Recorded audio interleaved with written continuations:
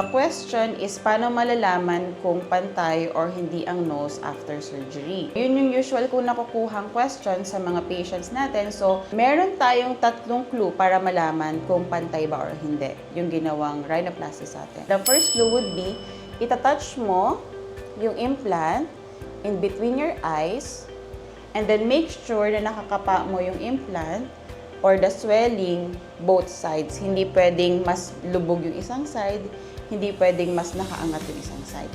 So, ang next would be yung tip mo. So, kailangan makita natin yung lips. So, bababa natin ng konti. And then, yung cupids ng lips, dapat pantay siya sa tip ng nose. Kasi pag pantay siya sa tip ng nose, yun yung clue na yung tip mo is centered.